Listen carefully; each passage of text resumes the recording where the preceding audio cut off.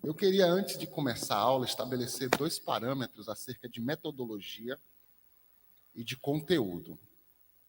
Então, como eu disse na aula passada, hoje a gente vai trabalhar com modelo de curso. Então, não vai ser uma EBD no sentido de ficar pegando a Bíblia, lendo, interpretando o versículo. Portanto, fica necessário estabelecermos qual é a metodologia aplicada para a gente evitar alguns desarranjos. Esse estudo da interpretação, ele começa a partir de uma perspectiva da história. A gente não pode interpretar a Bíblia a partir de um pensamento nosso. Isso é um fato. Porque senão nós cometemos um grande erro histórico chamado anacronismo. E aí a gente acaba não conseguindo interpretar com clareza aquilo que está sendo dito. E a metodologia dessas 4 aulas vai estar principalmente pautada na pesquisa histórica, não teológica. Então, em nenhum momento aqui está sendo discutido as verdades teológicas do cristianismo, mas o contexto histórico em que nosso texto do Novo Testamento chegou até nós. E isso gera alguns desarranjos, porque algumas pessoas têm noções equivocadas acerca da Bíblia, infelizmente. Não sei se por falta de conhecimento ou por vontade própria, mas as pessoas têm noções equivocadas. Alguns conceitos são mal interpretados. Um deles é o conceito de inspiração. O conceito de inspiração é um dos conceitos mais mal interpretados no nosso meio. Por quê? Porque o cristão diz que é cristão, mas entende inspiração como psicografia. Né? A gente tem uma ilusão de que o texto bíblico foi Deus que literalmente ditou cada palavra. Isso é psicografia. E como cristãos, nós não cremos em psicografia. Ou alguém aqui crê, aí a gente vai conversar depois sobre esse assunto para entender melhor. Porque não existe base nenhuma na Bíblia, nem usando o texto fora de contexto, que é a forma como chegam algumas heresias, para nós acreditarmos em psicografia. Só existe um trecho da Bíblia que foi escrito de forma literal e ipsiliter por Deus, que são os 10 mandamentos. Fora esses textos, esse trecho específico, todo o texto da Bíblia ele é um processo de construção humana. Construção humana. Inspiração significa que o homem recebeu de Deus algo e depois transmitiu isso em linguagem humana. Isso significa que o indivíduo, ao escrever o texto bíblico, ele sofre influência do seu contexto, do meio em que ele vive, das técnicas de escrita da sua época, da língua a qual ele está inserido e, acima de tudo, de sua própria capacidade de argumentar e mostrar com clareza, porque é uma intenção de quem recebe a inspiração eu recebi de Deus e agora eu tenho que transmitir com a maior clareza possível. Então, existe por trás de todo o texto a intenção de quem escreve. E isso é complicado porque eu sei que eu estou falando aqui, algumas pessoas já estão formulando um monte de coisa na cabeça, porque a gente tem essa ilusão da inspiração. E quando se fala de inspiração, é fato. A gente fala inspiração, mas na cabeça de muita gente é psicografia. Que Deus ditou e a pessoa só fez. Isso não é bíblico. Inclusive, não existe referência nenhuma bíblica, tanto histórica quanto bíblica, quanto teológica. Isso é um fato. E entendendo isso, então entendemos que o texto bíblico ele não está alheio ao contexto histórico em que ele surge. Então, para poder interpretar a Bíblia com mais clareza, é necessário que o indivíduo conheça história. E isso é engraçado. Eu vou contar uma história, né? Eu dou aula na faculdade já há uns 4 a 5 anos. E direto tem alguém que me liga pedindo indicação de algum lugar para fazer teologia. E a minha primeira pergunta é: para que você quer fazer teologia? É uma pergunta sincera. A maioria quer fazer teologia porque ele acha que a teologia dá autoridade para ele ser pastor. E eu falo, já está no caminho errado. Teologia não é credencial para a vida pastoral. Teologia é ferramenta de estudo e pesquisa e interpretação.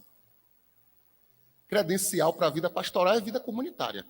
A teologia é uma ferramenta necessária para o pastor, para que ele exerça de forma eficiente a função e a vocação dele.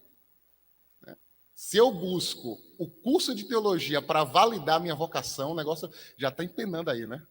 Já estão trocando as bolas. Porque quem reconhece vocação pastoral não é o curso teológico, é a comunidade.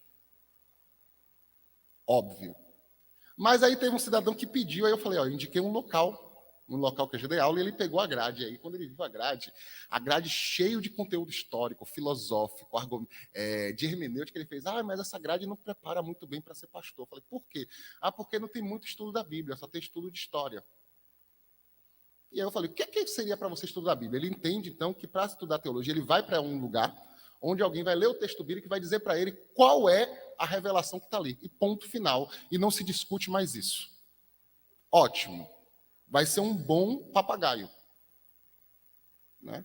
Vai ser um excelente papagaio. Vai repetir aquilo que já foi falado há 20 anos atrás, há 30 anos atrás, e que já não tem mais efeito sobre ninguém dessa geração. Aí depois se pergunta por que é que as pessoas não escutam mais a pregação dele, ou estão esvaziando, tá? Ou não quer mais saber de como é que ele prega. Porque para interpretar a Bíblia e não repetir aquilo que já foi dito, eu preciso conhecer o berço de onde a Bíblia surgiu. E aí vem um outro problema. Qual é o outro equívoco? A noção de continuidade do contexto histórico. A gente lê a Bíblia de Gênesis a Apocalipse e acha que o contexto histórico em que Gênesis surgiu é o mesmo contexto histórico em que Apocalipse surgiu. E que o judaísmo, e o pensamento, e a cultura, e tudo que se vivia na época da escrita de Gênesis, é a mesma mentalidade, cultura e contexto histórico que se vivia na época do Apocalipse. Porque a gente tem uma ilusão de que a cultura hebraica não mudou. Nesses 2000 anos que duraram para a construção do texto bíblico. E é um outro problema. Se a gente percebe na geração posterior uma grande mudança, imaginem em 2000 anos de mudança geracional. Não é não, professor? O camarada que está hoje já está no fim da sua geração, quando olha a geração nova já tem um choque enorme, não é, professor? De pensamento, de cultura. Agora imagina 2000 anos de mudança geracional. Eu acreditar que daqui a 2000 anos a geração pensa, age e crê da mesma forma que a geração anterior. Aí por isso que você tem um monte de gente que prega a Bíblia, prega a palavra de forma rasa. Estava conversando com o irmão Adalto, né, Adalto, naquele dia, falando assim, cara, é incrível quando você liga, você tem um monte de gente pregando no YouTube. Aí a gente fala, o evangelho está sendo proclamado. Você para ouvir 10 minutos, meu irmão, é uma pregação tão rasa, que eu me sinto quando na Assembleia tinha muito culto de adolescente, né? Os meninos de 11 anos que pregavam lá, pregavam muito mais profundamente que alguns desses indivíduos. E com todos os defeitos de interpretação de texto e tudo, ainda pregavam com mais profundidade. Por quê? Porque na ausência do conhecimento, eu repito. Aí você tem os pregadores do YouTube, conhecem? É o indivíduo, ele bota no YouTube o tema que ele quer pregar e prega os primeiros sites, lê e acha que conhece profundamente um tema. Aí ele vem pregar, né? Como se aquilo que ele leu em 15 minutos no YouTube fosse verdade absoluta. Aí eu não sei se pior é o indivíduo que faz isso ou o indivíduo que não lê a Bíblia e aí come esse gato por lebre. E ainda diz assim, que profundo. Aí você fala, o quê? Né? Mas é a ausência disso. Então, exige-se que a gente entenda o seguinte, cada bloco de texto, cada conjunto de escritos da Bíblia surgiu em um contexto diferente, onde as pessoas estavam passando por situações diferentes, vivendo desafios diferentes. E, acima de tudo, entendendo a sua vida e sua relação com Deus de forma diferente. Isso tanto você vai perceber quando você estuda história, quando você lê a Bíblia. Quem já teve o prazer de ler a Bíblia toda, vai perceber que o negócio vai mudando no meio do caminho. Uma hora, eu tenho vários deuses. E eu acredito em vários deuses, e ainda subo diante do povo e digo, não sei a que deuses vocês querem servir, mas eu e a minha casa serviremos a Deus, porque eu tenho a mentalidade de que existem outros deuses, mas o meu Deus é o maior. Mas quando eu chego em Isaías, Isaías diz, não existe outro Deus, só um. Logicamente, Isaías não pensa Deus, nem mundo espiritual, da mesma forma que Josué. Consegue perceber? Isaías já tem uma outra percepção de como é que funcionam essas coisas. E a coisa fica mais ainda agravada quando a gente tem o cativeiro babilônico, porque existe um questionamento religioso. Porque qual é o motivo do povo ir para o cativeiro? Religioso. Por que o povo foi para o cativeiro? Porque desobedeceu à vontade. Se eu vou para o cativeiro porque desobedeci à vontade de Deus, qual é a tendência natural nesses 70 anos de cativeiro? Eu mudar a forma que eu me relaciono com Deus. Porque eu não quero cometer os mesmos erros que eu cometi no passado. Então, tudo que nós temos de produção da Bíblia após o cativeiro babilônico vai ter um outro contexto totalmente diferente de tudo que foi escrito antes. E isso é um fato. Não vamos entrar muito em detalhe, mas isso é um fato. E eu acho bacana quando a gente apresenta alguma coisa que está fundamentada em evidências e fatos, e alguém diz assim, eu não concordo. Eu adoro ouvir esses argumentos que eu falo assim, problema teu. Porque o fato de tu concordar ou não muda os fatos. Né? Porque a gente tem hoje a geração é um negócio que você ouve muito, né? Minha verdade, sua verdade. Eu falei, se tem minha verdade, se tua verdade, não existe verdade nenhuma.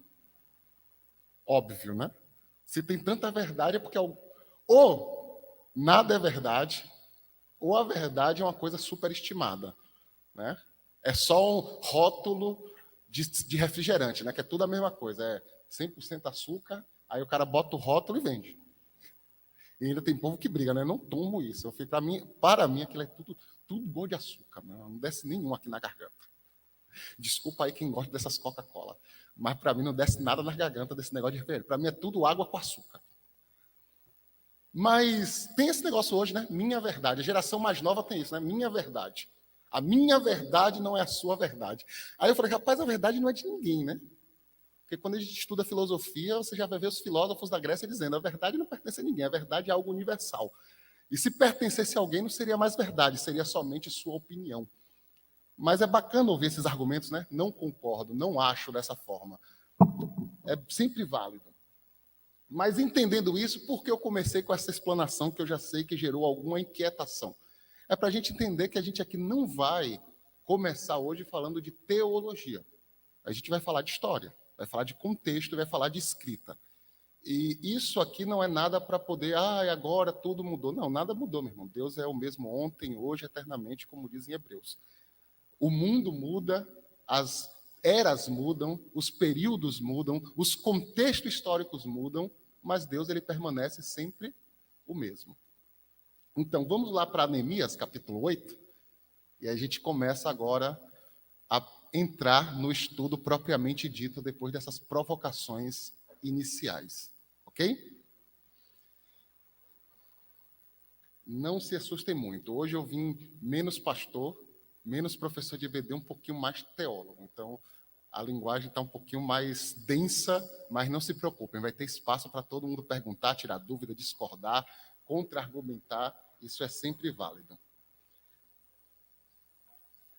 Capítulo 8, do verso 1 até o verso 12. Eu queria que a gente fizesse aquela leitura coletiva, né? Cada um lê um versículo, lê em voz alta aí, que hoje a igreja está mais cheia para o que a gente enfrentou ano passado de EBD, né, pastor? Que às vezes só tinha eu, Carlos, Wanda, pastor Nilson e Dini e Lívio. Metade fazendo transmissão ao vivo, outra metade na portaria e só o professor dando aula. Diz assim, vou ler o primeiro versículo e depois vamos ler nos outros. Quando chegou o 7º mês e os israelitas tinham se instalado em suas cidades, todo o povo se juntou como se fossem um só homem. Na praça, em frente à porta das águas, pediram aos escribas ao escriba Esdras que trouxesse o livro da lei de Moisés, que o Senhor dera a Israel. versículo 2.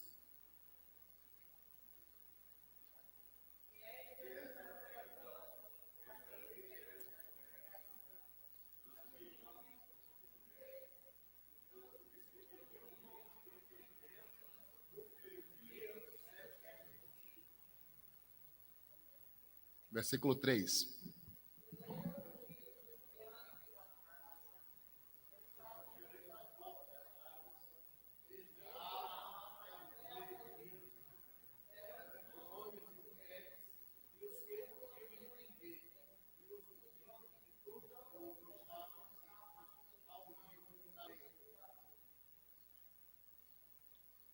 O escriba Esdras estava numa plataforma elevada de madeira, construída para a ocasião.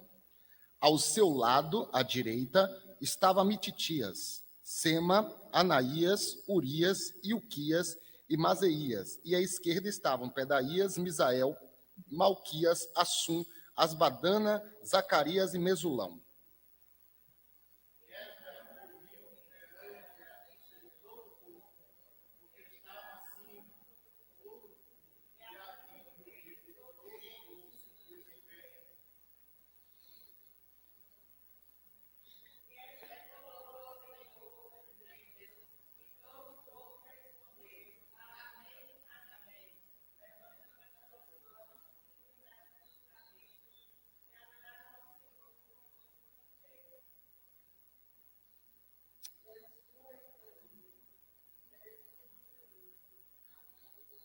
Sebatai.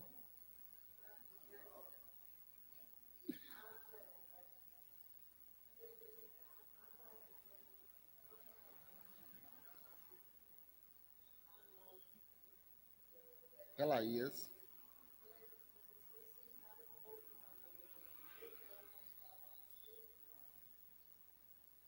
Leram o livro da lei de Deus, interpretando, explicando, a fim de que o povo entendesse o que estava sendo lido.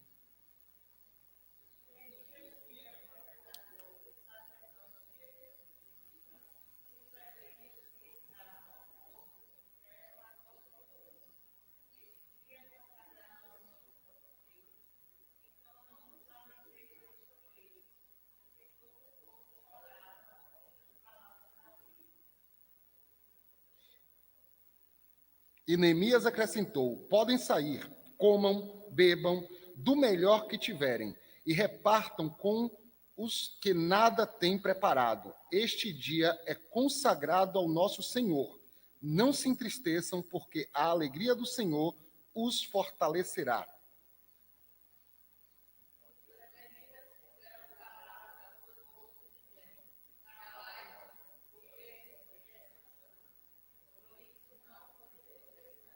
Amém.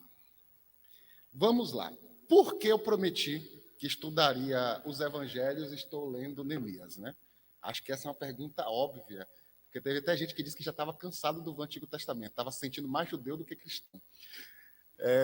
Mas é verdade. Para podermos entender o contexto dos evangelhos, nós temos que dar um passo atrás e entendermos em que contexto histórico, cultural e social surgem os evangelhos. Voltando àquela fala inicial, né? Não podemos medir todo o contexto bíblico como se fosse uma coisa única. Os evangelhos e todo o Novo Testamento, eles surgem em um contexto específico. Lembrando, eu coloquei ali interpretação dos evangelhos, mas o que vamos falar serve para a interpretação de todo o Novo Testamento. Primeiro, porque os evangelhos não são os primeiros livros do Novo Testamento. O autor mais antigo do Novo Testamento é Paulo. E o livro mais antigo que nós temos hoje no Novo Testamento é o 1 Tessalonicenses. Paulo é o escritor da década de 50. Então, todos os livros que foram escritos diretamente por Paulo são bem anteriores aos evangelhos. Então, quando a gente fala desse contexto, a gente fala da interpretação do próprio evangelho. O que eu quero dizer com isso? É entender mais ou menos como é que o povo, os apóstolos, Jesus e todos os cristãos do primeiro século liam a Bíblia. Como é que eles liam a Bíblia? Vocês já se perguntaram isso? Será que eles interpretavam como nós interpretamos? Porque a gente tem isso, né? A Bíblia diz, primeira coisa para todo mundo saber, quando Mateus escreveu o evangelho dele, ele não sabia que estava escrevendo um livro canônico. Primeiro, porque nem existia esse conceito de canônico, a gente vai falar isso na última aula, né, sobre a canonicidade dos evangelhos. Mas Mateus não sabia que estava escrevendo um livro que seria o livro base para todo o cristianismo. Ele não escreveu o evangelho de Mateus assim, vou escrever agora, porque esse livro aqui vai ser o livro que daqui a 2000 anos as pessoas estarão lendo para se basear no evangelho. Não. Ele não foi escrito dessa forma. Isso é lenda. A gente adora uma lenda, né? E a gente se apega a uma lenda. Não. Mateus escreveu com um objetivo específico. Ele queria dar o testemunho de Cristo para a sua comunidade. Nem foi para toda a igreja. Era para a sua comunidade. Aí as outras igrejas começam a adotar o texto, e aí tem um processo de canonicidade que não vai entrar agora, a gente vai falar quando é que esses textos viram canônicos. Só para você ter ideia, a ideia de canonicidade, né, de que o texto é o texto oficial do cristianismo, só vai acontecer no final do século II. Então esses camaradas, eles não liam a Bíblia como a gente lê. Olha, vamos ver lá, porque Mateus, que é o livro... Não. Primeiro, eles nem liam o Novo Testamento, né? Essa ideia de Novo Testamento não existia. Eles liam a Bíblia hebraica. E ainda tem um problema. A Bíblia hebraica que eles liam não era a Bíblia hebraica que temos acesso hoje. Não era. Inclusive, o conceito de livro inspirado não era o mesmo que nós temos hoje. Essa ideia de inspiração já deu tanto... Eu falo isso porque isso já deu muito problema, moço. Na história da igreja, já deu morte, já deu briga.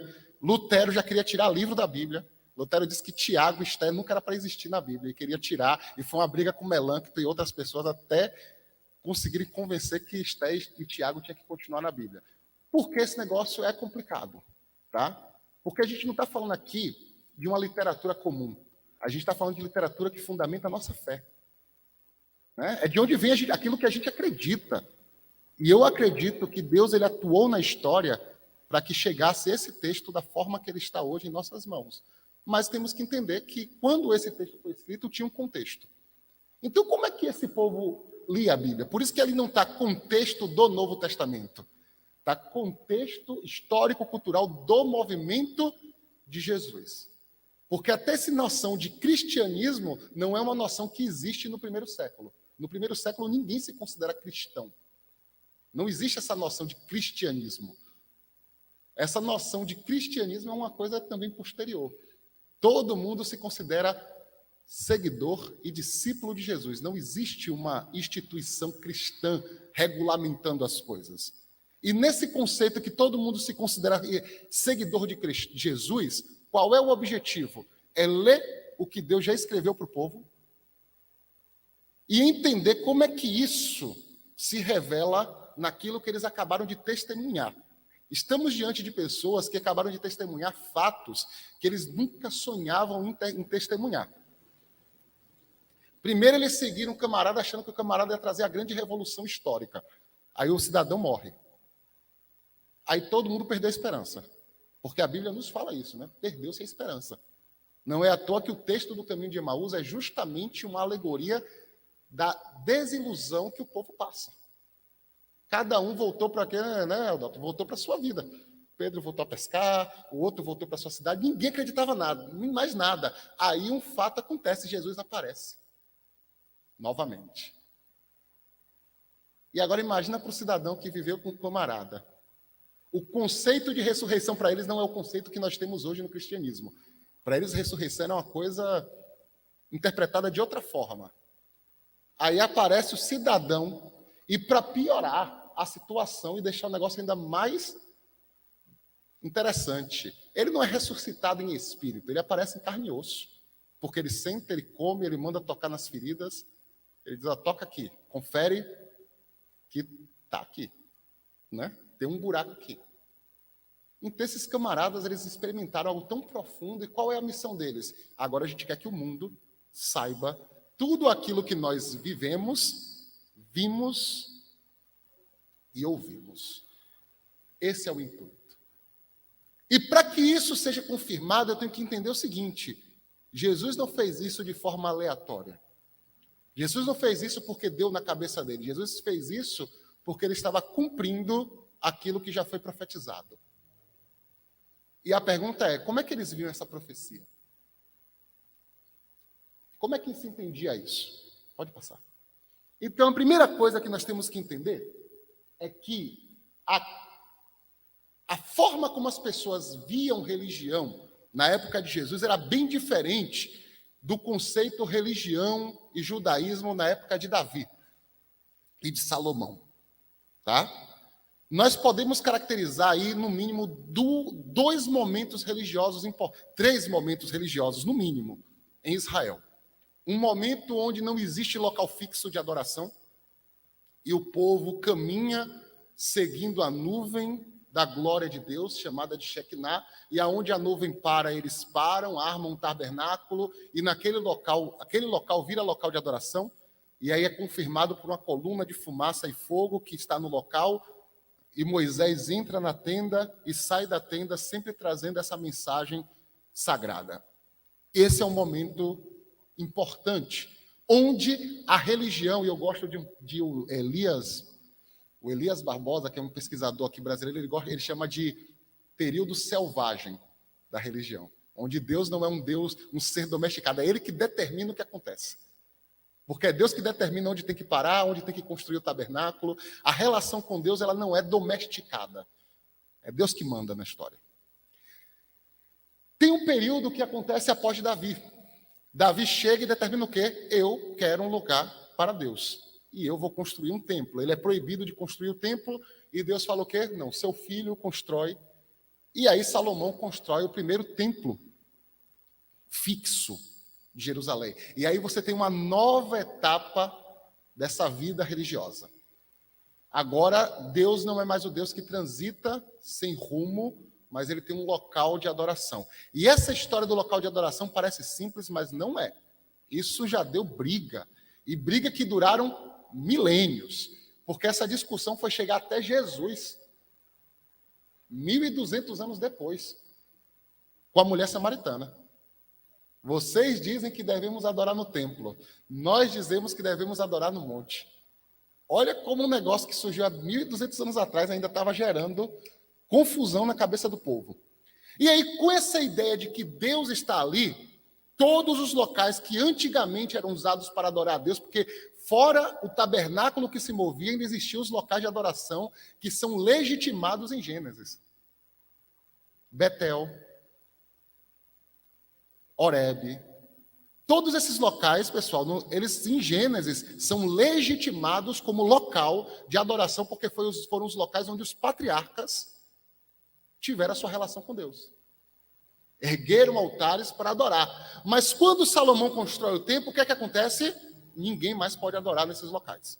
O templo é o único local que Deus permite a adoração.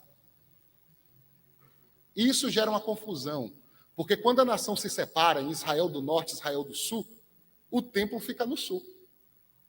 Como é que Israel do Norte adora a Deus? Aí Israel do Norte faz o quê? Volta para os antigos locais de adoração. Betel, Horebe e outros montes. O Carmelo e todos os... O Carmelo, onde acontece, né, a situação com Elias, era um local legítimo de adoração. E quando retorna, você tem a primeira briga religiosa. Um povo que diz o seguinte: nós temos a verdadeira religião porque nossa religião é a do templo. E os do norte dizem: nós temos a verdadeira religião porque nós adoramos como os patriarcas adoravam. Parece brincadeira, mas qualquer semelhança com o mundo atual é mera coincidência. Hã? Não é, pastor? Qualquer coincidência com o mundo atual, mas é isso, começa uma confusão. Mas o que fica oficializado é a religião do templo. Primeiro, porque Israel do norte é destruída primeiro pelos assírios. E aqueles que sobrevivem à destruição dos assírios, que era uma destruição, né, avalaçadora, ou não foram levados como escravos, fogem para Israel do Sul. E são recebidos, na época, por Ezequias, que, como era um rei que andava mais segundo o coração de Deus, não criou resistência em receber esses irmãos, mas eles acabam tendo que aderir o quê? A religião do templo. Como agora só existe uma representante de Israel ainda intacta, quem é que assume, então, a oficialidade da verdadeira adoração? Israel do Sul. E aí, a partir desse momento, a única adoração que se conhece é a adoração no templo. Deus habita no templo. E aí você tem toda uma construção de salmos que vai legitimar isso. O templo do Senhor, o lugar onde brilha a luz da estrela da manhã, e toda aquela construção, né, religiosa e de textos que vai legitimar o templo como local de adoração. Só que isso entra em crise. Por quê? Porque a religião desse templo é uma religião pragmática. É uma religião de repetição e rituais. Ninguém interpreta as escrituras. Só se lê as escrituras e se ouve. Aí você está num povo que só quem sabe ler são os sacerdotes. Nem o rei sabe ler. Quem sabe ler são os sacerdotes. E tem uma diferença, né, Yuri, de ler e interpretar. Então ainda tem esse problema. Nem todo mundo que sabia ler, sabia interpretar o texto.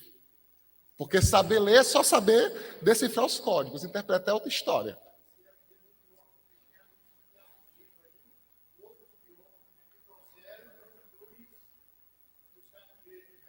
Exato, exatamente. Então você tem uma mudança da língua, né? O que você vai ter agora? Pode passar aí. Aí você vai ter um grande problema. O templo é o lugar onde Deus habita. Nós não... Olha o que o Salmo diz. Nós não seremos abalados. É isso que acontece? Claro que não, eles foram abalados.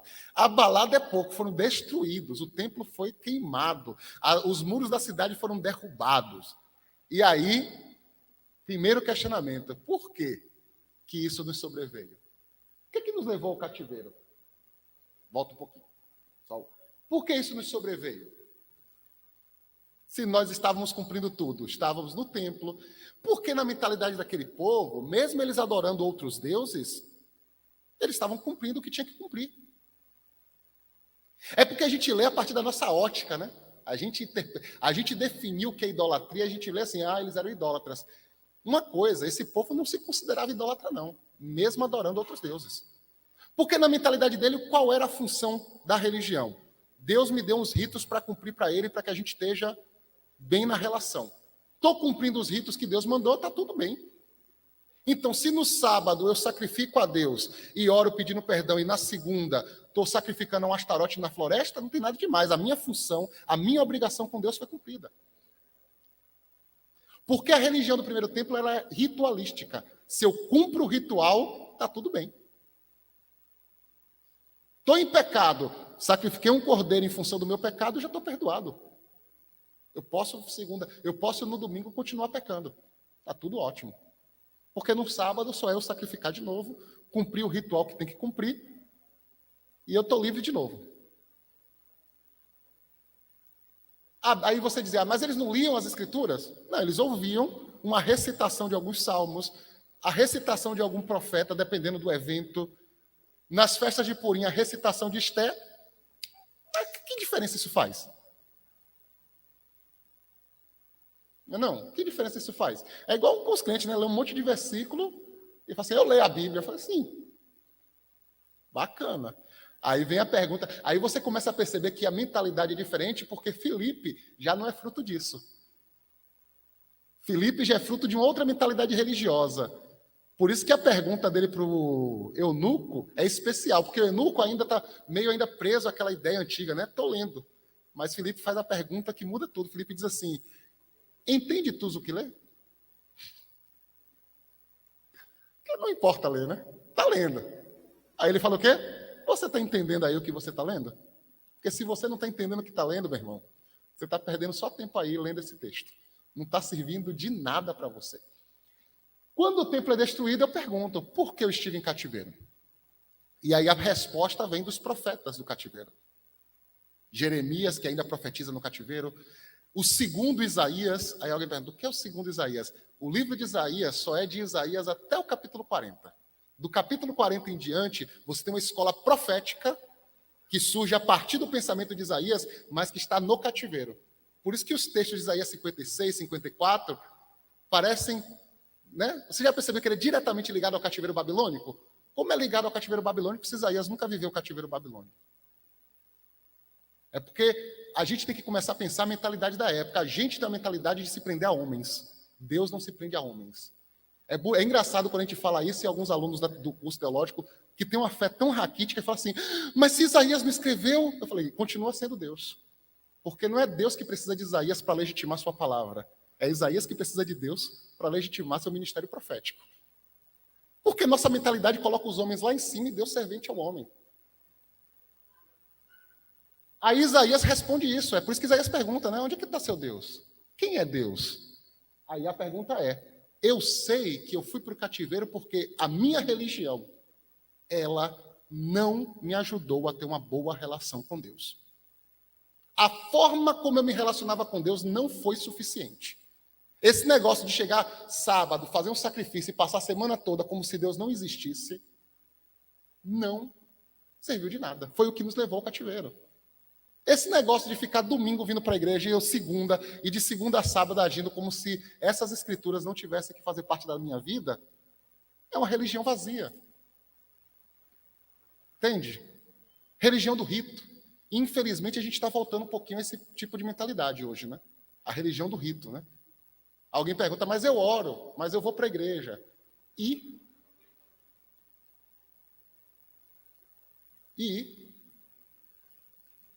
Mas eu sei que eu não sou perfeito, mas eu sou uma boa pessoa, porque direto eu estou na igreja pedindo perdão a Deus. E? Aí a pergunta surge, no cativeiro, como é que podemos evitar que isso se repita? A saída do cativeiro, a grande esperança que vem com Ciro, na Pérsia, Ciro fala o quê? Volta ao povo. Aí o povo volta e tem a liberdade de reconstruir os muros. Passamos um ano estudando a reconstrução dos muros. Nem preciso entrar para falar de detalhes disso aqui, né? Tem vídeo aí no YouTube da igreja até umas horas. Acho que tem mais de 24 horas de aula só sobre Neemias e Esdras, né, pastor? Ageu, a gente nem precisa entrar nisso aqui. Mas surge uma pergunta quando eu volto do cativeiro. Reconstruir o muro, reconstruir o templo. E agora? O que eu faço para que não aconteça conosco aquilo que aconteceu? Vamos ler lá em Ageu capítulo 2, versículo 9 ao 19. Alguém lê para a gente? Só peço paciência, a gente vai chegar a algum lugar.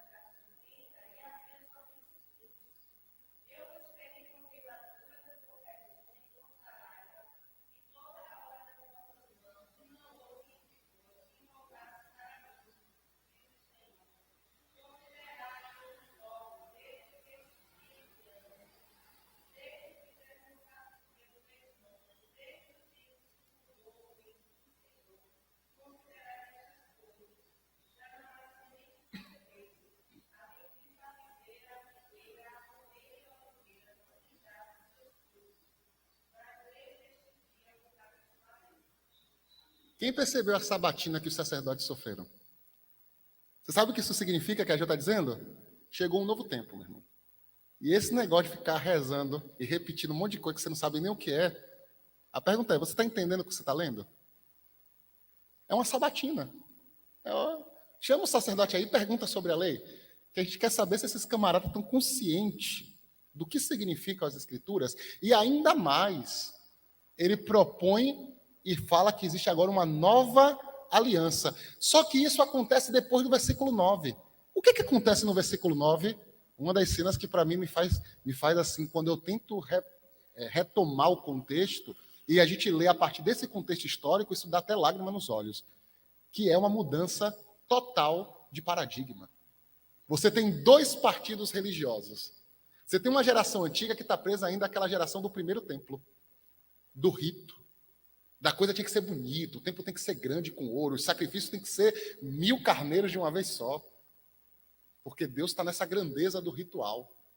Mas você tem uma geração nova que pagou o preço pelo pecado da geração antiga, que nasceu no cativeiro babilônico sem nunca ter pisado em sua própria terra, porque essa religião do rito não serviu de nada. Para essa juventude, os antigos choravam porque diziam, isso não é o templo. Não é assim que Deus fala conosco. Esse templo pequeno, esse templo que não tem grandeza, esse sacrifício meia boca. Porque olha a comparação do sacrifício. Lê lá em 2 Crônicas, a inauguração do templo de Salomão. Não, 1000 bois, a carneiro, ovelha. Aí o camarada vê aquele negócio, aquele ritual pequenininho, um templo feito com material doado. O primeiro templo, Davi passou a vida dele inteira juntando o material que ia construir o templo. Eram cedros importados, era ouro, era bronze. Davi passou quase mais de 2 décadas de sua vida acumulando riquezas para fazer a coisa mais esplendorosa que atraía a atenção de pessoas de outros países para ir lá ver. E isso associado à sabedoria de Salomão, Jerusalém se tornou um dos centros do mundo para se discutir pensamento, religião, espiritualidade. Olha que coisa bonita. Aí esses camaradas que conheceram essa grandiosidade, tá lá diante de um templo que uma pedra foi da construção de fulano que ele doou, que sobrou, e da outra da construção de ciclano que sobrou. Não era nenhum artesão especializado, porque quando você lê a construção do templo, como era? Eram artesãos especializados. Não foi qualquer pessoa que fez a coluna. Se chamou um especialista em trabalhar com ouro lá dos Cafundó do Judas. Dinheiro não era preocupação, meu irmão. Traz o camarada que dinheiro a gente tem para pagar. Aí quando você chega nesse novo, a coluna é feita pelo irmãozinho ali que não sabia muito bem como é que fazia, mas diz, eu consigo fazer. Não vai sair a melhor coisa do mundo, mas dá para fazer. Aí aqueles camaradas acostumados com a grandiosidade, vê aquilo e faz o quê? Isso não é o que eu conheço. Mas os jovens que sofreram, olham para aquele templo e dizem o quê? Que coisa maravilhosa. Porque é isso que o texto diz, né? Uns choravam lembrando da glória do antigo templo, mas outros choravam porque aquilo é o que eles conhecem. Aquilo para eles é a presença de Deus. E mais que isso, o templo não é mais importante. Aí a gente volta para Neemias. Neemias é um clássico disso. O templo não importa mais. O templo é simbólico, não é essencial. O templo só é um meio para um fim, e não um fim em si. O que é importante? O importante é entender as Escrituras. É por isso que Neemias, Esdras junta o povo e ele não recita. Ele lê as Escrituras para todo mundo ouvir, aí depois pega... Sabe por que cita o nome de todo mundo aqui? Porque esses camaradas que estavam ao lado de Neemias ouvindo a leitura, ouviram, né? Aí depois que eles ouviram, o que é que foi feito? Se separou o povo em classes, em turmas, e esses homens que provavelmente eram instruídos por Neemias, foram até essas classes, e agora pegaram o quê? Ouviram o que Neemias leu? Agora a gente vai aprender o que é que isso significa. Aí a gente leu aquele texto que vocês leram, né? E esses homens ensinavam a lei. Ou seja, não basta só ler a lei. Eu tenho que aprender a entender o que significa a lei. Aí você começa uma nova era. É essa nova era, pode passar. Pode passar. Essa nova era, ela tem algumas características importantes que surgem. A primeira, agora como eu tenho que entender a lei e não só ler, agora é interessante que eu conheça os mistérios profundos de Deus, que antes não era meu interesse. Porque eu leio lá que tem anjo. O que é isso? Eu não sei. Deus mora no alto. Onde é o alto? Eu não sei. Se Deus é bom, por que existe mal? Essa é uma pergunta. Aí começa um interesse de se entender o que acontece no mundo espiritual. E aí, vou dar uma coisa a vocês. Se você ler os textos mais antigos do Antigo Testamento, você vai perceber que a interpretação do mundo ela é literal. Não existe mundo espiritual. Não existe dualidade. Não é à toa que os autores vão dizer, né? Os homens vão para um lugar só. Sheol. Morreu, acabou. Inclusive o judaísmo até hoje mantém essa mentalidade. Não existe esse negócio de morreu a alma. Morreu, acabou. Eclesiastes, quando diz morreu, o espírito volta para Deus, isso já não é leitura do judaísmo antigo. Isso já é leitura desse judaísmo, que é chamado de judaísmo do segundo templo.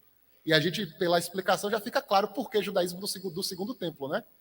Época sem templo, primeiro templo, segundo templo. O primeiro templo é o judaísmo do rito. O judaísmo do segundo templo é o judaísmo do ensino.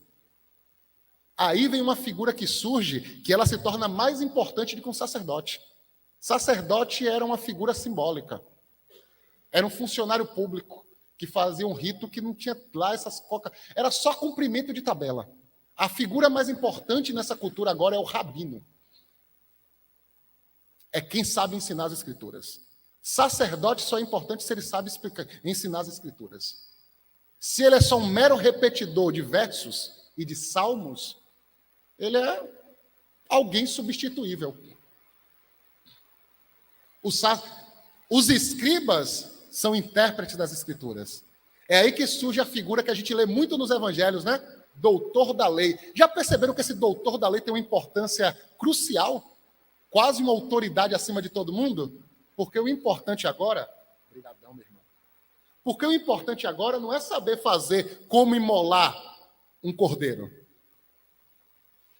Tem as pessoas que sabem imolar o cordeiro, mas o importante, acima de tudo, é saber ler essas escrituras e saber ensinar o povo essas escrituras. Entende tu? Boa, pastor. Inclusive, Jesus coloca isso em xeque, né? Que esses doutores da lei já não estavam mais não tinham mais a capacidade de explicar essas escrituras. Você é doutor da lei, pastor citou aqui Nicodemos, né? Você é doutor da lei e não compreende isso? Porque a obrigação do doutor da lei é ter respostas sobre a escritura. Isso aí vai gerar 5 métodos hermenêuticos importantes e você vai ter classes de rabinos, cada um seguindo desses métodos. Midrash, Peshé, leitura alegórica, leitura literal, mas nosso assunto aqui não é curso de hermenêutica, é só uma interpretação básica, então não se assuste. A gente não vai estudar isso especificamente, não. E uma pergunta, o que a gente aprendeu com tudo isso? O povo se pergunta, né? O que ficou para nós? Porque é o seguinte, nenhuma relação, e isso o Michel Foucault já fala, né? Nenhuma relação ela acontece de forma neutra. Ao entrar em contato com outra pessoa, ou com outra cultura, com qualquer seja lá o que for, ela recebe algo de mim e eu recebo algo deles. Isso é um fato. Não tem muito o que discutir. A gente é transformado quando se relaciona. O povo passou 70 anos diante de outra cultura. Vem uma pergunta, né? Nesses 70 anos, onde jovens da elite estudaram nos centros de ensino dessas culturas. E a Bíblia deixa clara que não foi aleatório. Eles aprenderam aquilo e a ciência dessas culturas. Inclusive, você tem um Daniel que é astrônomo. Fala de astronomia no judaísmo do primeiro templo. É um herege, vai morrer, mas Daniel é astrônomo. Astronomia não é ciência judaica, é ciência persa, babilônica. o estudo das estrelas, do movimento dos planetas. Você vai ter indivíduos que estão transitando por esse espaço, e esses indivíduos voltam para a sua terra. E eles trazem toda essa bagagem de conhecimento junto. Jovens estudiosos, eles trazem isso tudo junto. Mas eles não trazem essa cultura assim, vamos implantar essa cultura. Mas surge uma pergunta, isso aqui não foi à toa. Passamos 70 anos lá, o que a gente aprendeu com tudo isso? Dessa cultura, que morre o hebraico, né?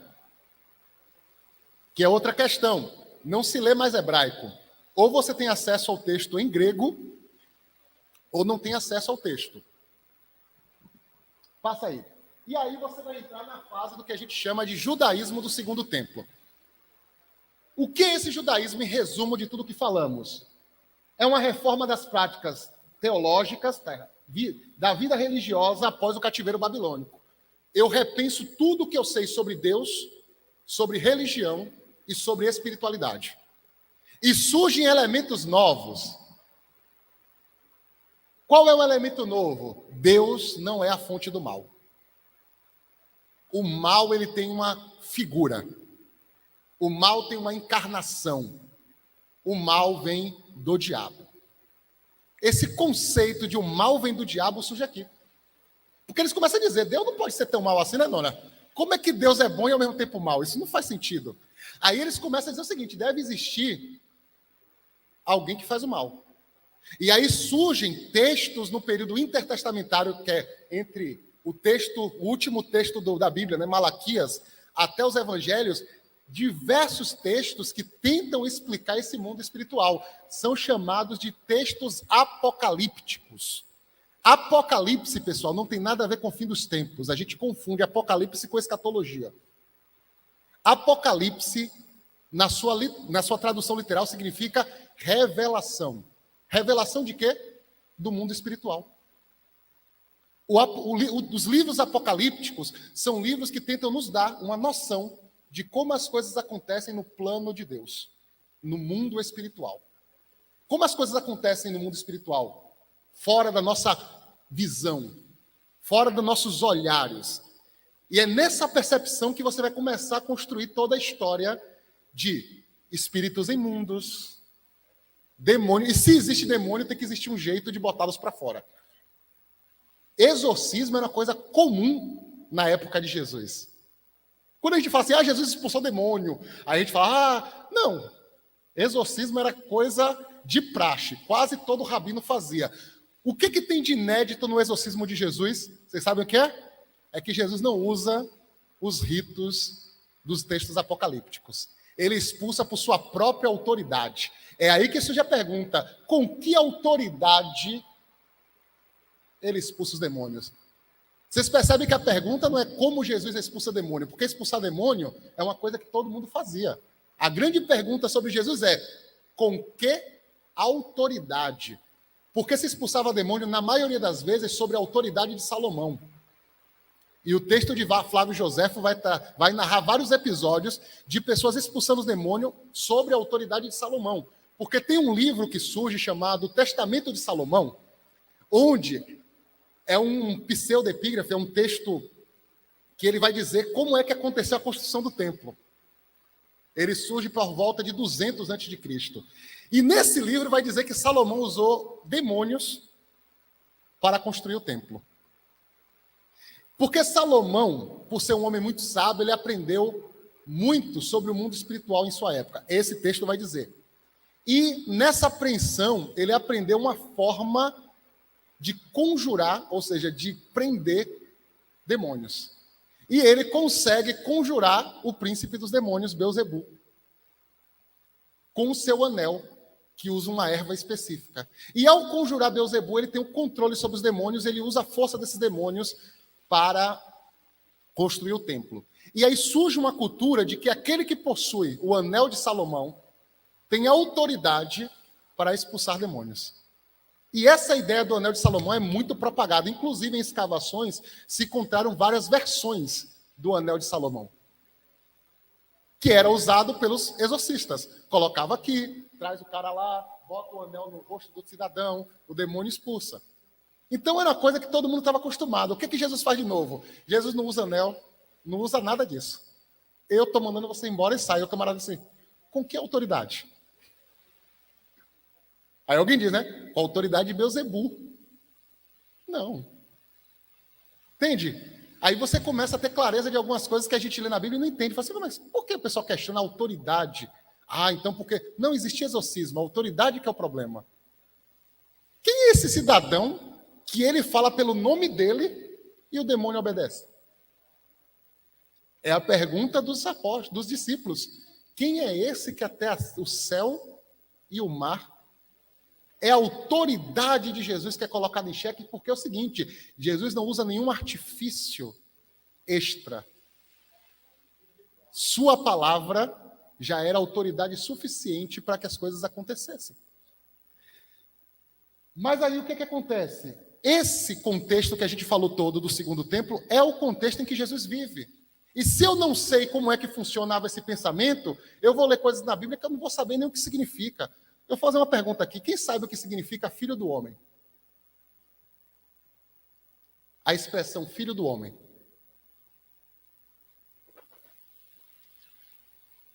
Se Jesus é filho de Deus, por que chamam ele de filho do homem? Não. Ah, a expressão, mas não tem a ver com Davi. Filho do homem é uma figura que surge no pensamento do judaísmo do segundo templo. É o juiz cósmico do mundo. Vários textos que foram produzidos entre 300 a 100 a.C. começam a falar o seguinte: no dia do Senhor vai vir uma figura, e essa figura vai ter autoridade máxima para julgar todo mundo. E essa figura é o Filho do Homem. Aí você entende porque os discípulos olham e dizem assim, ele é o Filho do Homem.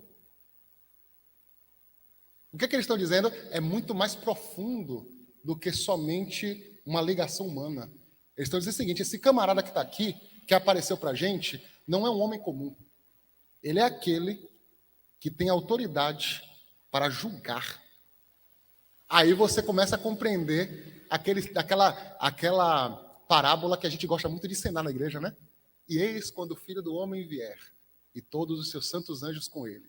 E ele dividirá as nações perante dele, e colocará à sua direita as ovelhas, e à esquerda os bodes. E ele dirá para as ovelhas, vinde bendita do meu Pai. Percebe?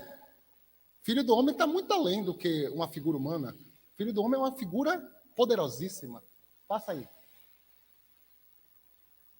Antes de entrar nisso, passa aí de novo. Pode passar tudo. Pode passar tudo. Pronto, eu trouxe aqui uma citação, para a gente ter uma referência, né? Eu gosto de mostrar um pouquinho de onde vem isso. Vamos ler esse texto, depois eu vou dizer que texto é esse. Tá certo? Tá dando para ler daí? Pouco, eu vou ler daqui. A fonte de justiça, capítulo 48, a fonte de justiça, o Filho do Homem, a morada dos justos, julgamento dos reis e dos poderosos. Versículo 1. Naquele lugar eu vi uma fonte de retidão, a qual era inesgotável, envolta em muitos de sabedoria, em fonte de sabedoria.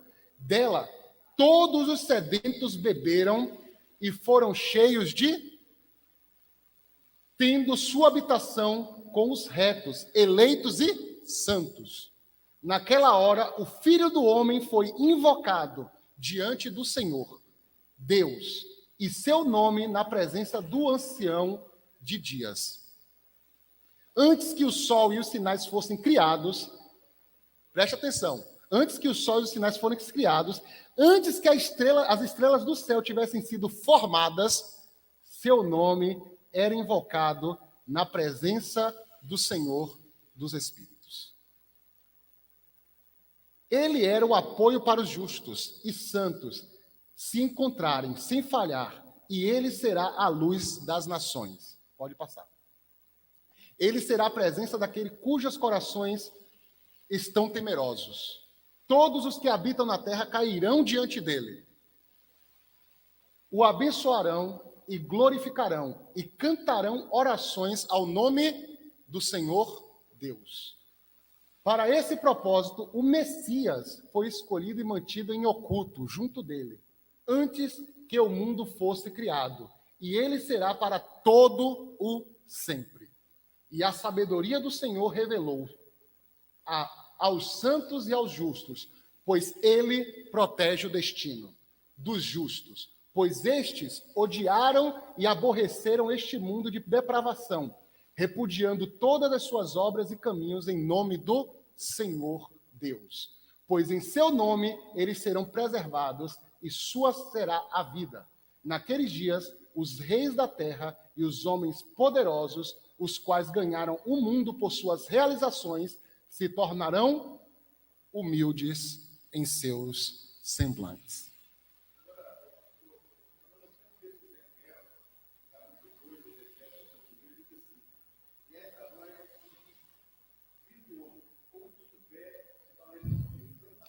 Mas aí você está falando de um texto anterior a essa mentalidade.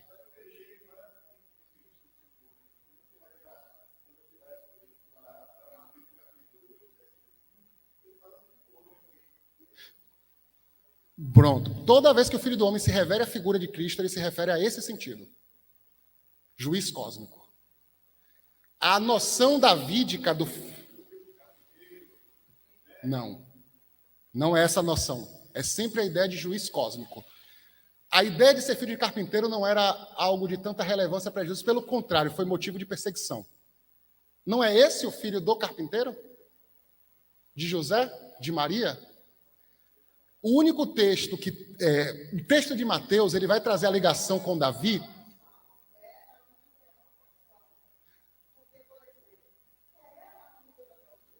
Mas aí ele tem que sair fugir. Mas aí Jesus vai lá e completa, pois o profeta não tem honra em sua própria terra. Né? Ele completa o sentido. A interrogação era a interrogação de desprezo mesmo. O profeta não tem honra. Ou seja, ele acabou de pregar, as pessoas ouviram a pregação e disseram, bacana a pregação, mas quem é ele para poder estar dizendo isso? Porque...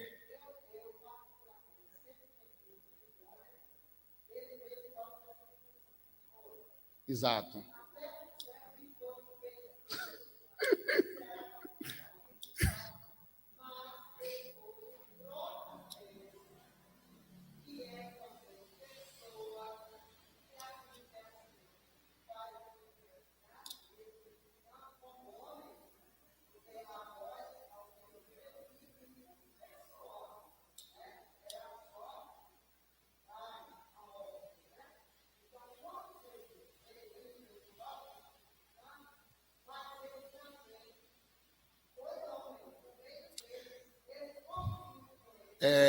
Eu entendo o que a senhora está falando, faz sentido.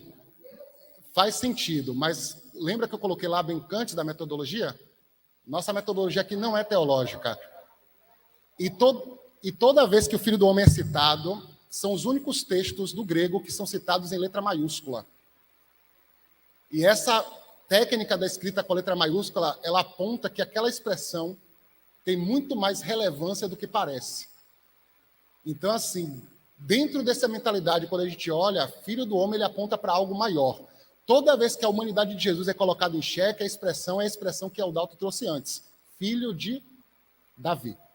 Que aí mostra uma outra linhagem, que é uma outra confirmação, que quando a gente for estudar o livro de Mateus, a gente vai entender por que Mateus faz questão de usar a expressão filho de Davi. Lembra que eu falei? O autor ele tem uma intenção. Ele não escreve aleatório só porque achei bonitinho. Existe por trás de todo o texto a intenção do evangelista, que está o seguinte: eu quero revelar aquilo que eu recebi de Deus.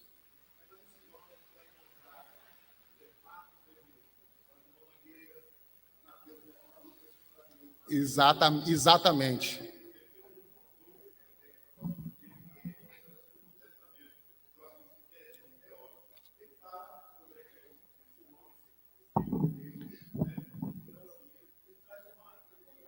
Eu conheço a escrita dele, mas aí a gente vai fazer o seguinte. E aí eu vou botar o meu papel. Essa discussão é sempre boa. Fica empolgado. Ó. Me lembro da época do seminário. Mas eu vou fazer o seguinte. Muitos teólogos, principalmente no Brasil, eles rejeitam as novas descobertas. Por opção dogmática. Não é porque o que ele fala faz mais sentido. A gente tem uma deficiência de textos bons em português. Porque as nossas editoras, elas não estão, infelizmente, nem sempre estão tão preocupadas com o conhecimento que é libertador. Estão preocupadas em vender. Quer ver um exemplo disso? Você entra hoje numa livraria, quantas teologias sistemáticas você encontra? Você encontra 300 prateleiras.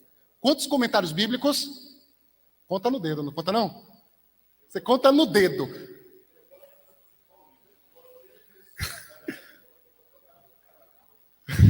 Mas você tem esse problema com as editoras mais brasileiras. Agora sim, esse texto aqui, eu vou fazer uma pergunta. Quando é que vocês acham que esse texto foi escrito? Hã? Esse aqui que eu acabei de ler. Não, quando vocês acham? Eu li ele. Quando vocês acham que ele foi escrito?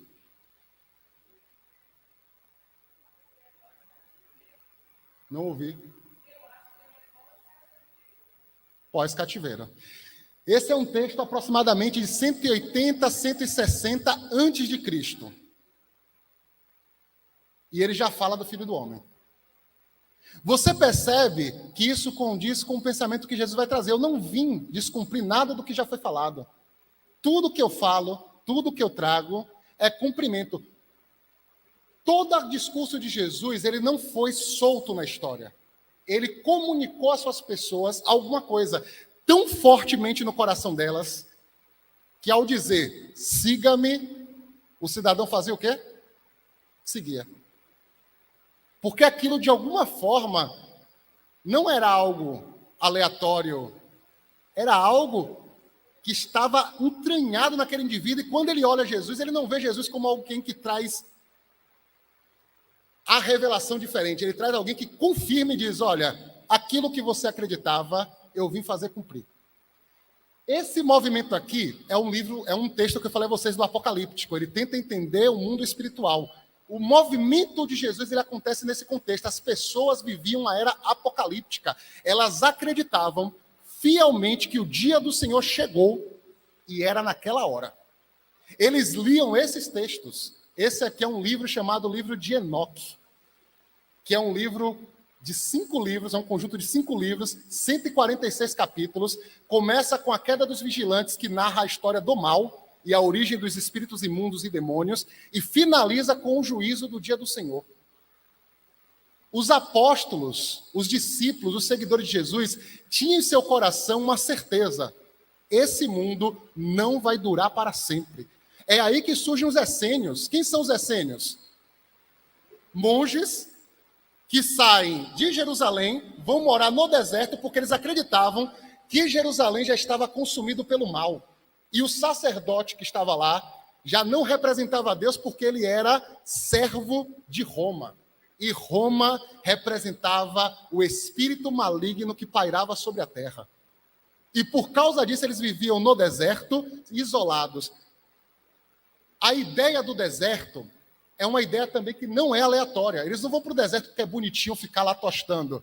O deserto, profeticamente, é o local de onde viria aquele que foi ungido por Deus. Voz do que clama. A gente lê o texto do Novo Testamento porque ele foi traduzido do grego. Mas quando a gente lê o texto hebraico, ele diz assim, voz do que clama. No deserto, prepara as veredas. Ou seja, existe um sentimento profético de que é no deserto que toda revolução que vai mudar o mundo acontece. Por isso que os essênios estão no bar do deserto. Por isso que João Batista está... Porque a gente prega João Batista como se fosse um louco. Isso me dói o coração. A gente trata João Batista como se fosse um louco. Olha, foi para o deserto. João Batista ele estava consciente de suas ações, dizendo o seguinte, eu estou cumprindo um propósito divino. Yuri levantou a mão primeiro, depois François. Eu sei que é incômodo e eu adoro isso aí.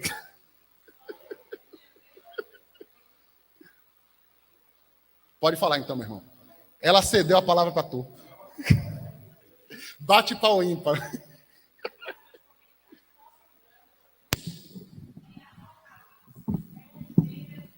Exatamente. Tá barulho, eu tenho um microfone não para colocar?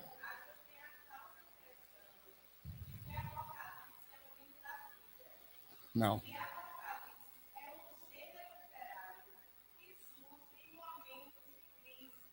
Exatamente.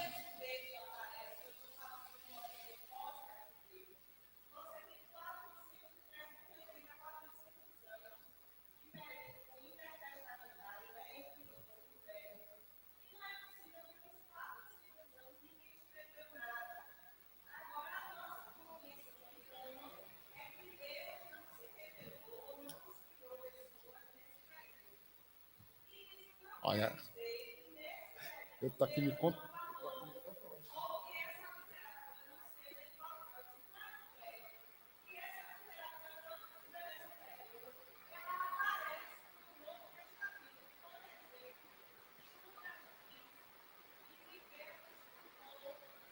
Testamento de Jó, de Moisés. Testamento de Moisés.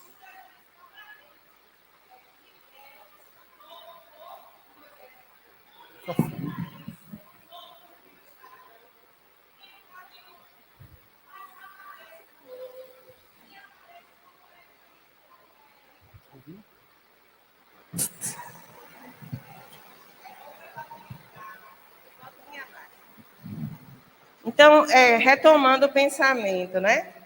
Nós lemos num livro canônico, que é o livro de Judas, a Carta Universal de Judas, que o corpo de Moisés foi disputado entre Miguel e a serpente.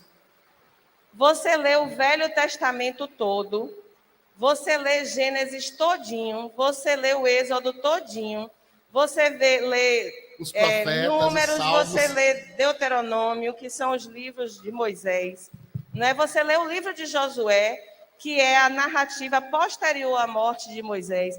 E em nenhum desses lugares a gente encontra o fato de que Miguel disputou o corpo de Moisés. Mas isso aparece em Judas, que é um livro canônico e é um livro legitimado pelo processo de inspiração de Deus. De onde foi que Judas tirou essa informação? Desses pseudepígrafos, desses documentos, né, desses livros que circulavam em Israel, mas que não foram considerados canônicos. Então, só retomando, Apocalipse é um gênero literário. É uma forma de Assim como você tem a lírica, né? Assim como você tem a poesia, assim como você tem o texto narrativo, você tem o texto descritivo, você tem um gênero textual chamado Apocalipse, né? E esses documentos todos que foram produzidos nesses 400 anos entre o Velho Testamento e o Novo Testamento, eles não entram no cânon bíblico, mas eles aparecem na narrativa que vem depois da encarnação, né? Depois da presença de Jesus entre nós.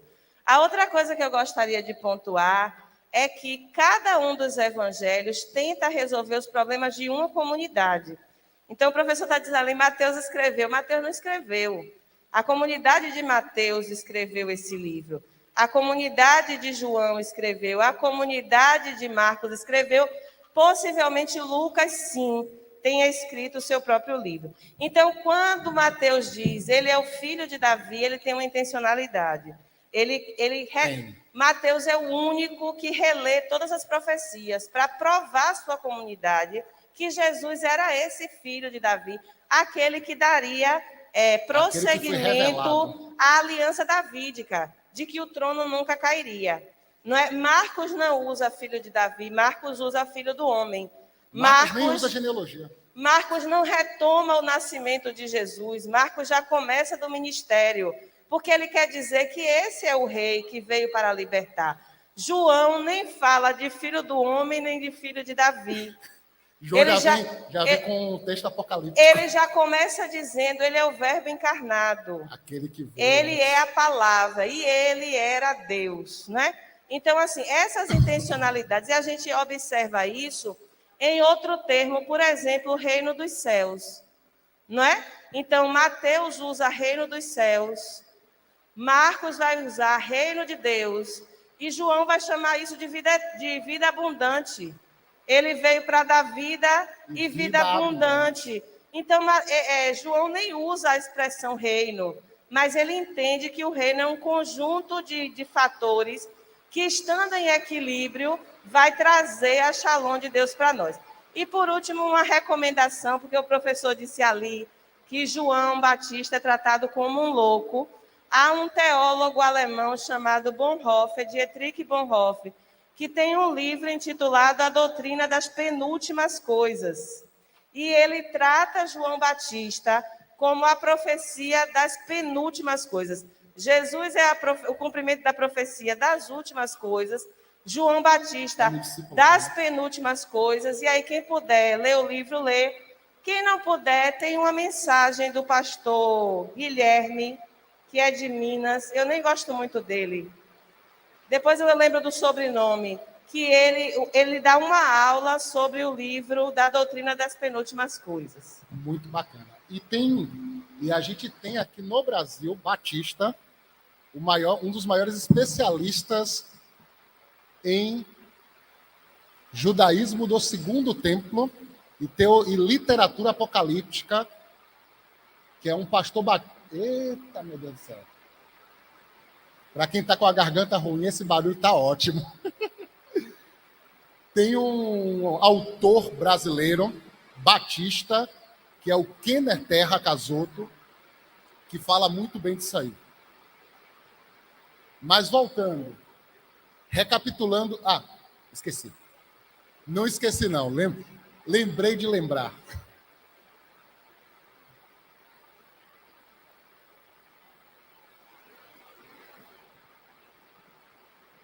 Minha irmã, eu nunca mais falo depois da senhora, viu? Seria João, que vivia no deserto, com roupa de camelo, afastado, um essênio? Entendi sua pergunta. Seria João um essênio? Pronto, vamos fazer o seguinte. Gratidão, moça. Vamos fazer o seguinte. Vou recapitular o que Yuri trouxe e vou responder a pergunta do irmão Françu. Recapitulando, a literatura apocalíptica é um tipo de texto e ele tem 2 objetivos básicos. Revelar o mundo espiritual. É por isso que ele vai falar de Miguel, que lutou contra Satanás pelo corpo de Moisés. Uma outra referência que você tem no Novo Testamento é o livro de 1 Coríntios, capítulo 12. Ainda que eu falasse a língua dos anjos. Onde é que vocês já leram na Bíblia a língua dos anjos? Em outro lugar.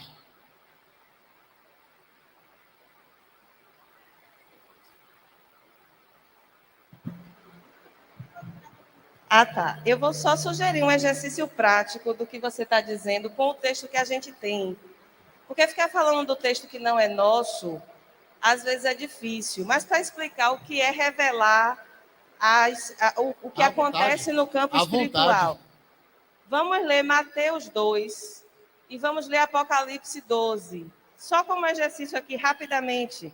Mateus 2 e Apocalipse 12. Para ficar claro, quando você diz assim, o Apocalipse é um gênero textual que tem por objetivo revelar o que acontece no mundo espiritual.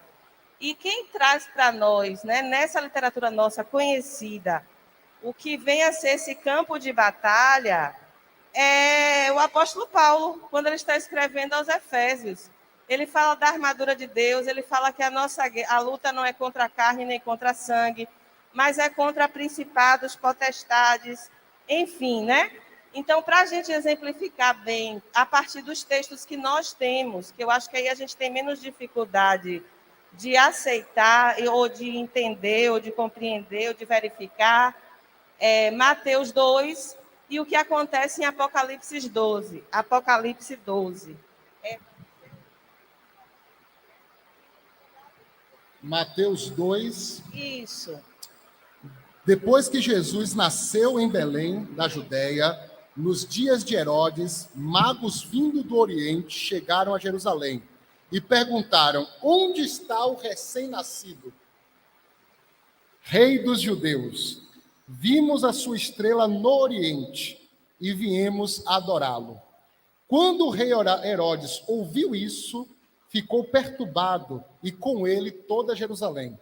Tendo reunido todos os chefes e sacerdotes do povo e os mestres da lei, perguntou-lhes onde deveria nascer o Cristo.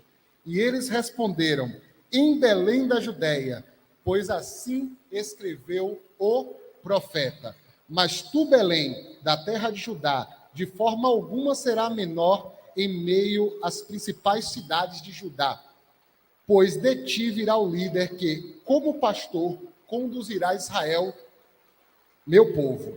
Então Herodes chamou os magos secretamente e informou com eles a respeito do tempo exato em que a estrela tinha aparecido.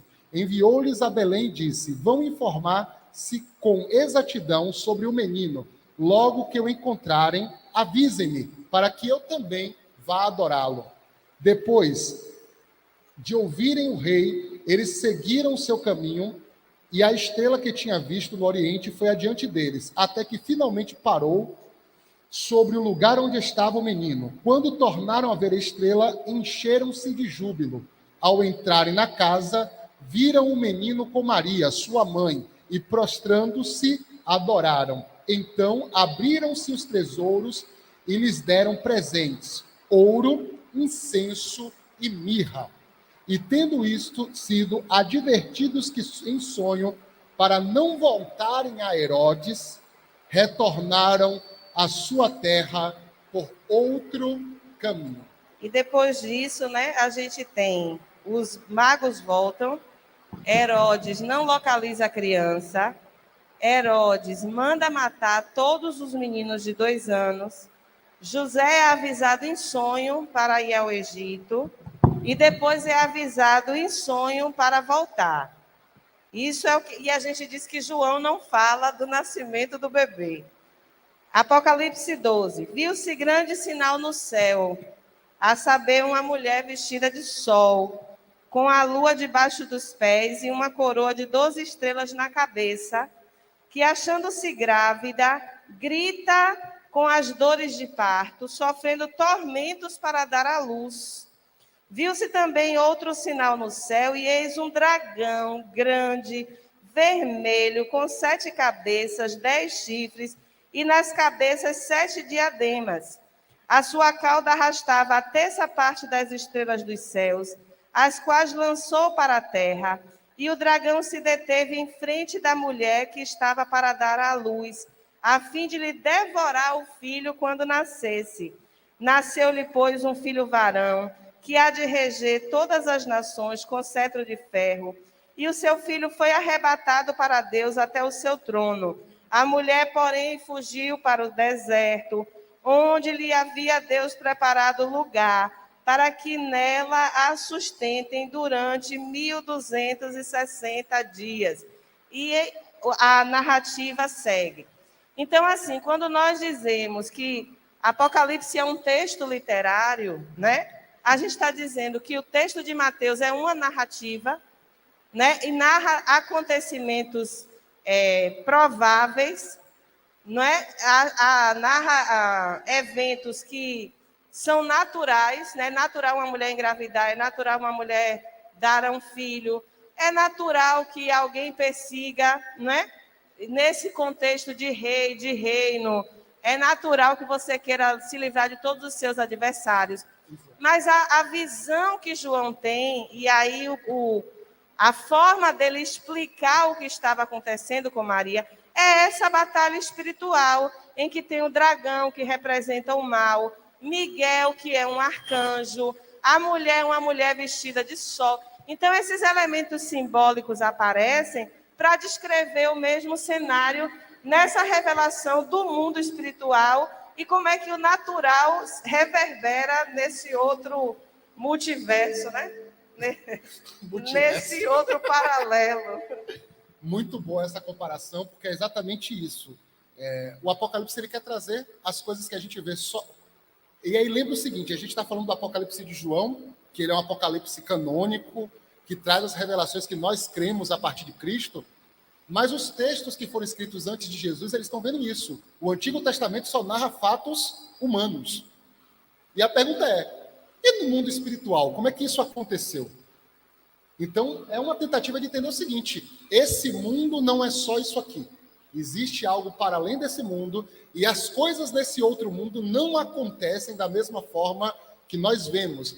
Como o Yuri colocou, Paulo vai trazer um deslumbre disso, né? Nossa luta não é contra a carne, nem contra o sangue, ou seja, não fique preso à sua vida ao que você está vendo aqui. Existe todo um mistério espiritual acontecendo. É por isso que o cristão vive sua vida em oração, né? Além do que os olhos podem ver, porque a gente sabe que esse mundo aqui é só um dos mundos, onde tem um outro mundo, onde a gente sabe que tem uma batalha espiritual acontecendo, e o outro objetivo é o funcionamento do cosmos. Ou seja, como é que as coisas funcionam? Oi? Vou responder. Ou seja, o mundo tem um início, o mundo tem um processo de redenção, o mundo tem um final. É por isso que esse texto, os textos apocalípticos, eles sempre terminam com o fim do mundo. É por isso que João, quando ele termina a sua revelação, ele fala o quê? E Deus vai destruir esse mundo e haverão novos céus, nova terra. Porque o mundo, ele começa, no seu decorrer, ele precisa ser redimido. Deus precisa intervir no mundo para que o homem não se perca, para que o mundo não se perca. E esse mundo, ele precisa ser restaurado. A destruição para nós não é fim do mundo. Não é, pastor? Fim do mundo é para o mundo que fica desesperado. No ano 2000, teve gente até que fez dívida que não podia pagar. Quem lembra disso? Não foi não, dona? Teve gente aí que meteu os pés pela mão, porque alguém disse que era o fim do mundo. A gente não fica desesperado porque para nós não é o fim, é um recomeço. Deus, ele vai fazer novos céus e nova terra. Essa literatura que eu citei é uma pseudepígrafe, tá? Se alguém quiser saber um pouquinho mais, eu tinha citado aqui, tem um pastor batista que ele é uma das maiores referências na América Latina sobre isso, que é o Kenneth Terra, que foi meu professor de período intertestamentário. Então, vocês imaginam de onde é que vem todo isso aqui? Vem de um cidadão que é muito fera nisso aqui e mostra isso aqui dentro de uma visão cristã. Porque assim, quando a gente vai para a internet, minha crítica quando as pessoas vão para a internet é que na internet tem todo tipo de gente. E tem gente que manipula informação para distorcer as coisas. Então, quando a gente quiser saber, pergunta, que a gente pode indicar pessoas que falam isso de forma clara e cristã, para a gente não se perder. Sobre João Batista ser essênio, isso é uma coisa complicada. João Batista é identificado em um monte de grupo. Primeiro, ele é identificado no grupo sacerdotal. Depois a gente vê ele no deserto. Então, assim, João Batista é um grande mistério da humanidade. Tá? Se Cristo é um mistério cósmico, João Batista é um mistério histórico. Mas a teoria de que João Batista possa ser, ou pelo menos ter tido influência no seu ministério do movimento dos essênios, é grande. Entende? Grande parte das pessoas concordam. O que torna difícil, François, é que as características do ministério de João Batista, apesar de ser parecida com o do essênio, tem alguns elementos que colocam ele em outro patamar. Por exemplo, os essênios, eles não viam uma redenção ao você pregar para governantes. Para eles, os governantes já estavam destinados à destruição. Mas você tem um João Batista pregando para Herodes, da cidade, entende?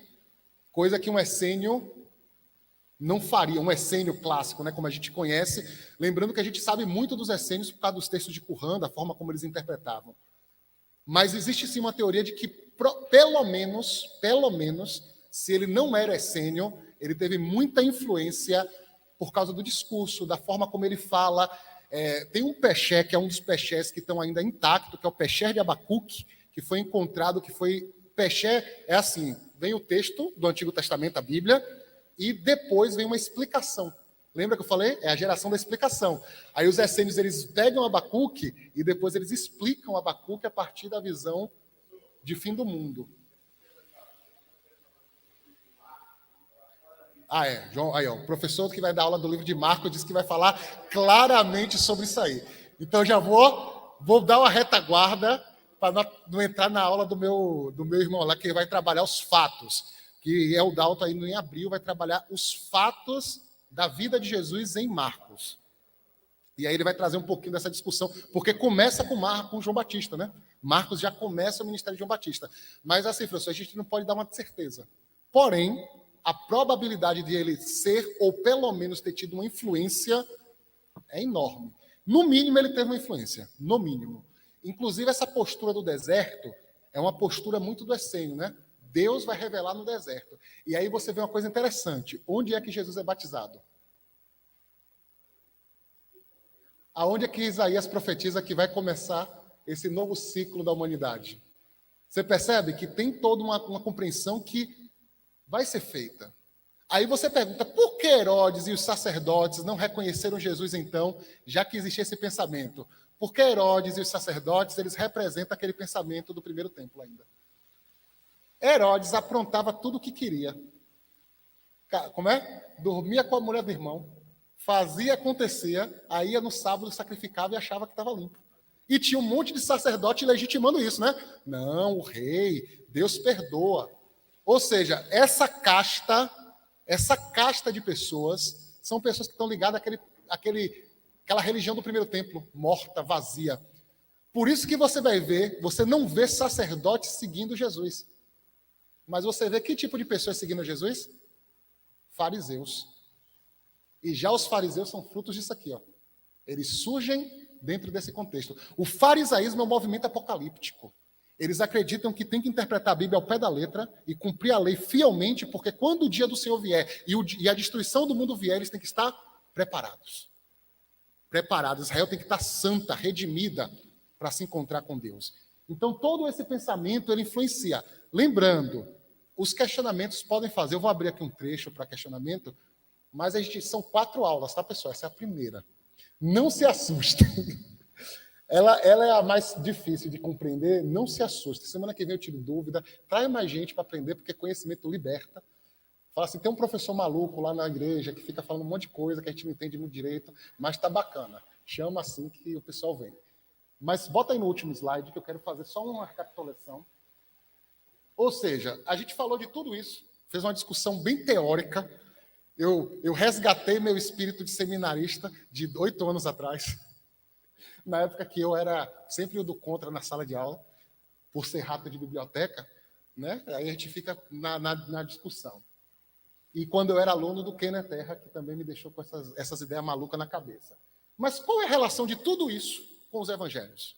Tudo isso que a gente falou, um monte de coisa, literatura apocalíptica, fim do mundo, espírito. Qual é a relação disso com os evangelhos? O que isso vai me servir quando eu em casa, meu irmão, estiver passando a minha prova e quiser ler os evangelhos e entender o que Deus está falando comigo? Passa. Esse é o contexto religioso do livro de Jesus, ou seja, entender isso te dá clareza quando você lê as Escrituras. Um dos maiores problemas que a gente tem quando ensina a Bíblia, François deve ter passado por quem já, né, quem tem esse trabalho, essa caminhada cristã, é o que o cara fala assim, eu leio, mas o negócio é tão complicado que eu me perco. Porque não sabe, lê uma coisa assim, o que é isso aqui? Não sabe, aí fica como uma palavra vazia, uma coisa que não tem sentido. Outra coisa, entender esse período também te ajuda a não comer gato por lebre. Porque o que tem de gente fazendo dos textos que não tem muita clareza, né, em misticismo religioso hoje, não está no gibi. É um profetiza, porque a Bíblia diz assim, aí você pega o texto e fala assim, mas o que é que isso realmente quer dizer? Aí faz a pergunta de Felipe, entende tu o que lês? Segunda coisa, o movimento de Jesus e muitos outros, essênios, fariseus, zelotas, todos eles sofrem influência desse pensamento do apocalipsismo, que Viuri trouxe essa explicação, que a gente trouxe aqui. Ou seja, o que isso quer dizer? Todos eles tinham em sua mente que o mundo estava acabando e que as revelações espirituais iam se concretizar naquele período. Então, quando um discípulo ouve um camarada que se origina do movimento de João Batista, porque é isso que as pessoas veem, né? João Batista batizou Jesus, então Jesus vem do movimento, que é um movimento apocalipsista, e esse camarada começa a dizer sobre um filho do homem que vem julgar o mundo, e ele começa a dizer que Deus vai instaurar um novo reino, e ele chega a dizer para os seus discípulos que ele será o rei supremo, e seus discípulos governarão à sua direita. Quando esse povo ouve isso, que está com essa mentalidade dizendo, olha, a gente tem que estar atento aos sinais de Deus. Como é que vocês acham que eles entenderam Jesus? Sinal de Deus. É por isso que Jesus arrastava a multidão. E aí vem uma outra leitura raquítica, superficial da Bíblia. Tem gente que lê a Bíblia assim, Jesus arrastava a multidão porque ele fazia milagres. Não, não era só isso não. As pessoas não iam só pelo milagre. A multiplicação do pão não aconteceu porque as pessoas queriam comer pão. Aconteceu porque elas passaram horas ouvindo Jesus. Ou seja, o que Jesus falava, de alguma forma, falava com as pessoas. Respondia questionamentos que elas estavam tendo. Era aquela coisa, não é? Eu quero ficar aqui porque esse camarada está falando uma coisa que faz sentido. Nós vimos isso na linguagem de Pedro. O povo vai embora. Quando fala assim, então vai tu. Pedro fala assim, não, não vou não, porque o Senhor faz milagre, faz massa acalmar. Para onde eu irei, se só tu tem palavra de vida eterna? Ou seja, o centro de Jesus não eram os milagres. Milagre até era uma coisa comum naquela época. Milagreiro e mágico, meu irmão. Tinha aos montes na época de Jesus. Você tinha um negócio chamado os pergaminhos egípcios e pergaminhos gregos, que eram rituais e simpatias para a cura de mazelas. Tinha ritual para tudo. Até para encontrar amor. Isso não é novo, não. Isso aí já vem, ó. O povo já vem enrolando. Jesus, para quem iremos nós, né? Para quem iremos nós, se só tu tem palavra?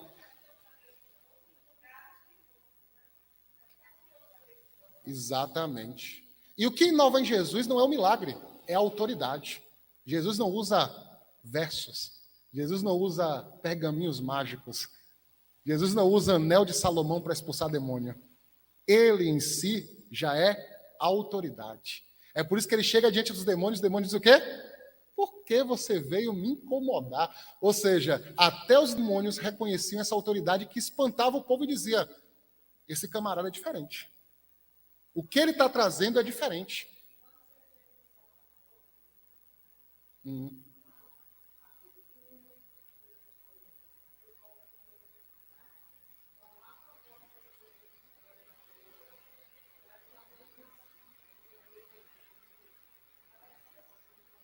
É meio...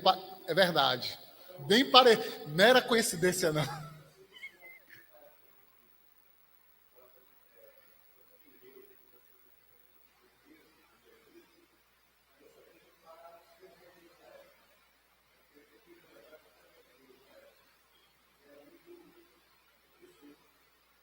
Complexo, muito, muito. Por isso...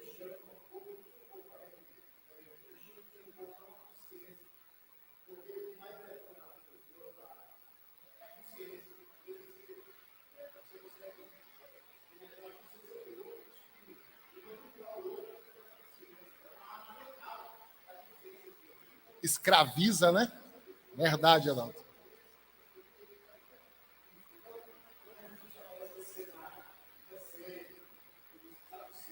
Fariseus, zelotas.